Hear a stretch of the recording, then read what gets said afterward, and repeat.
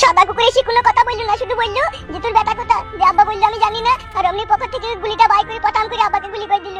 যখন গুলিটা মেরে দিতে ডান্ডা কেটে ডান্ডা পড়ে গিয়েছে বুকে হাত দিয়ে, আর বুক দিয়ে রক্ত বেরোতে লাগলো।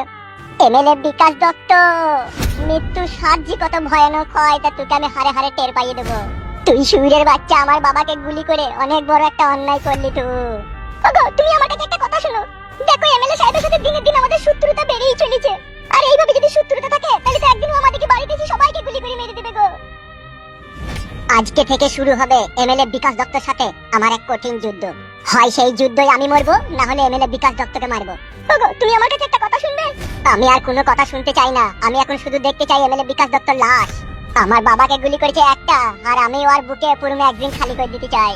দেখো তাতে অশান্তি ঝগড়া বাড়তেই থাকবে, আমি বলি কি বাড়ি ঘর ছেড়ে দিয়ে অন্য গ্রাম পালিয়ে চলো। না, কোনোদিনও নয় সেটা। বাঁচতে যদি হয় এই গ্রামেই বাঁচবো, আর যদি মরতে হয় তাহলে এমএলএ বিকাশ দত্তকে নিয়েই মরবো।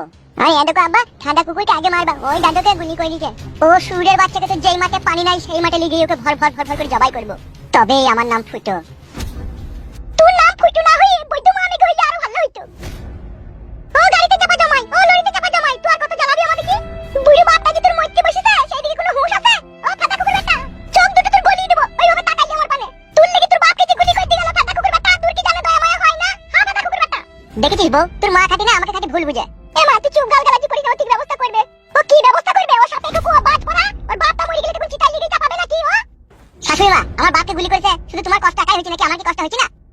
রে তোর কি যে কষ্ট হচ্ছে সে আমি বুঝতে পারছি। তুই এখন চাচ্ছিস যে তোর বাপটা মরে যাবে আর বাড়ি ঘরগুলো জমি জায়গাগুলো নিয়ে তখন বসে বসে রাম রাজ্য করে খাবি। ও তুমি বকো না, তোমার তুমি যা বুঝো না তাহলে বকো না, ঠিক আছে? ও ফাটা কুকুর বেটা, তুই যে এমএলএ সাহেবের সাথে শত্রুতা করতে গেলি, তোর বাপকে যে গুলি করে দিল, তোর বাপ যদি মরে যায় তাহলে তো আমি বিধবা হয়ে যাব রে। এবো তোর মাকে মানা কর, তোর মা কথা বুঝে না বানা দুনিয়াতে কিছু। এমা চুপ না, শান্তি শিষ্টভাবে কথাটা বল না। কি আর শান্তি শিষ্টভাবে কথাটা বলবো? সে জায়গা হসপিটালের বেডে শুয়ে বাপ গো মাগো কইছি দাদা, সব হইলে এই কাটা কুকুর বেটার জন্য। শাশুড়ি মা, বাবাকে এমএলএ সাহেব গুলি করেছে, তুমি কি মনে করছো আমি খুব সুখে আছি নাকি? আমার এই বুকের ভিতরটা জ্বলছে প্রতিশোধ নিবার লেগে। ঠিকই বলতে কই দাদি, আব্বাও কাঁদছে, আব্বা এমএলএ সাহেবকে মারবে সেটাই মাকে বলছিল। হ্যাঁ রে মা, হ্যাঁ তুই জমাই অনেক দুঃখ পেয়েছে বাবাকে গুলিটা করাতে। দুঃখটা নাকি পেয়েছে, কিন্তু দুঃখটা আনার পেছনে তো ওই দায়ী। আমি জানি দুঃখটা আসার পেছনে আমি দায়ী, কিন্তু ভুল তো আমি একবার করেছি বলো, তারপর তো আমি আর কোনো ভুল করিনি। তারপরে ওই খানকি ছেলেরাই সেরকম বাড়িতে টর্চার করে গেছে, এটা আমি মেনে নেবো বলো? আমি এটা মানবো না, আমিও এমএলএ সাহেবকে গুলি করে মারবো। ওই করো গুলি করা করি করো, সবাই মিলে মরো একসাথে। আজকে তুমি তাকে গুলি মারতে যাবা, পরশুদিন সে আমাদের কিছু গুলি মারামারি করবে, ওই কই আমরা একদিন সবাই মরবো একবার তোমার লেগে। শাশুড়ি মা, আমি বুঝতে পেরেছি তোমার দুঃখটা। সে আমার বাবা হলেও তোমার স্বামী, আর স্বামীর বুকে গুলি বিঁধলে কোনো স্ত্রী তা সহ্য করতে পারে না। আমি এমএলএ সাহেবকে ছাড়বো না, আমি প্রতিশোধ লুবই, তবেই আমার নাম ফুটো। বাবা এখন কোন হসপিটালে আছে? তোমার বাবা এখন কাটোয়া মহকুমা হসপিটালে ভর্তি হয়ে আছে। বেশ ঠিক আছে, আমি বাবাকে দেখতে চললাম। মা, এখন বাবা কেমন আছে? কেমন এখন? একটু তো শ্বশুর ভালো আছে, বুকে গুলি করেছিল তো গুলিটা বাই করে দেওয়ার পরে একটু বুকে যন্ত্রণাটা একটু করেছে, একটু ডাক্তার ওষুধ দিতে ঠিক হয়ে যাবে বলেছে। তো জামাইও কাঁদছিল, মা বিশাল কাঁদছিল। সেটা আমি বুঝতে পারছি ও কাঁদছিল, কিন্তু ওর কি দরকার মানুষের সাথে এত ঝগড়া ফাসাদ লাগাবার? তুই বল, আমি কি খারাপ কথা বলছি বল? বেশ ঠিক আছে, এটা নিয়ে তুই অত চিন্তা করিস না।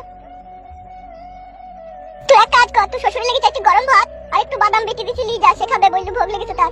বেশ ঠিক আছে, ঠিক আছে, চল।